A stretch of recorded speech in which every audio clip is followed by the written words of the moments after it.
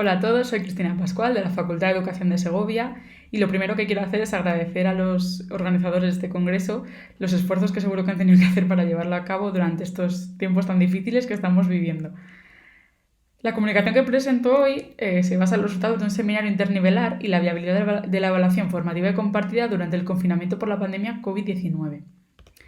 ¿Qué es la evaluación formativa y compartida? La evaluación formativa es aquella que mejora el aprendizaje del alumno, la enseñanza del docente y el proceso de enseñanza-aprendizaje en sí mismo. Para que esta evaluación, a su vez, sea compartida, debemos fomentar la participación del alumnado, por ejemplo, mediante autoevaluación, coevaluación, evaluación dialogada, de múltiples maneras. Como os comentaba anteriormente en el título de la comunicación, nosotros llevamos a cabo un seminario interdisciplinar de evaluación formativa y compartida. Que es una parte de la formación permanente que realizan los docentes que acudimos al seminario. Lo hacemos mediante 2 vías. Primero, mediante los ciclos de investigación-acción que cada docente de manera individual realiza en sus aulas con las prácticas de evaluación formativa y compartida, y después mediante las dinámicas del seminario. El seminario nos reunimos una vez al mes durante todo el curso en el que hacemos diferentes dinámicas como lectura de textos sobre evaluación formativa y compartida, realizamos un informe de buenas prácticas, hacemos debates sobre lo que está pasando. Por lo tanto, es un aprendizaje colaborativo muy potente que se convirtió muy relevante cuando apareció en nuestras vidas el COVID-19.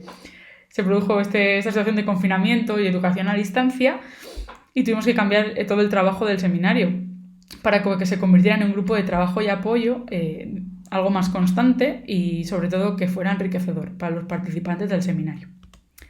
Los objetivos que nos propusimos o que nos proponemos en esta comunicación es realizar una comparativa sobre el funcionamiento del seminario de formación permanente sobre evaluación formativa y compartida, cómo funcionaba antes y después del COVID-19 y durante estos meses de confinamiento sobre todo. Analizar en qué grado estos sistemas de evaluación formativa y compartida se desarrollan los participantes del seminario en todas las etapas educativas, si son viables o no, es decir, en qué grado son viables en cada etapa educativa, sobre todo durante estos meses de confinamiento. Para ello, ¿cómo lo hicimos? Mediante un estudio de caso, en el que 18 docentes de todas las etapas educativas, que son los que participaban el año pasado en el seminario, realizamos este estudio de caso con ellos.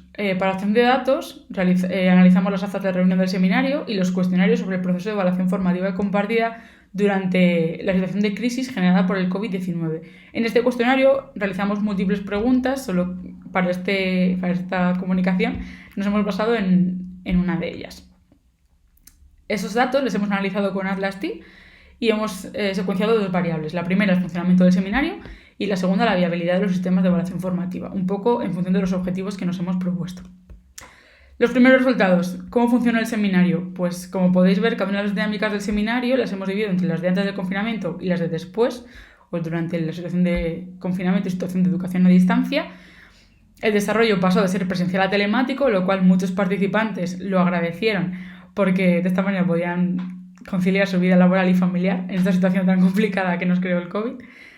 Y la exposición de experiencias y dudas se centró sobre todo en esta exposición de qué nos está pasando como docentes durante estos meses. Yo tengo este problema, yo me encuentro con esta dinámica, no sé cómo hacer la evaluación, cómo la vais a hacer vosotros.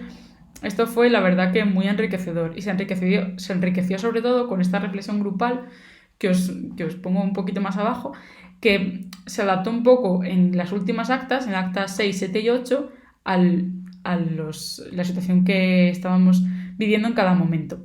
Primero, cómo evaluar, en el acta 6, en el acta 7 pasamos a cómo íbamos a recoger en los informes de buenas prácticas esta situación generada por la pandemia y por último la reflexión grupal sobre el funcionamiento del seminario, qué tal hemos funcionado, qué podemos sacar como aspectos positivos para hacerlo al año que viene, y fue muy enriquecedor.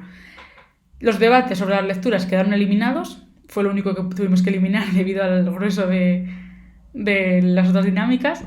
Y la concreción del plan de trabajo se mantuvo en todo momento. Incluso en el último acta concretamos un plan de trabajo para este nuevo curso que ya hemos empezado y ya estamos trabajando con el seminario.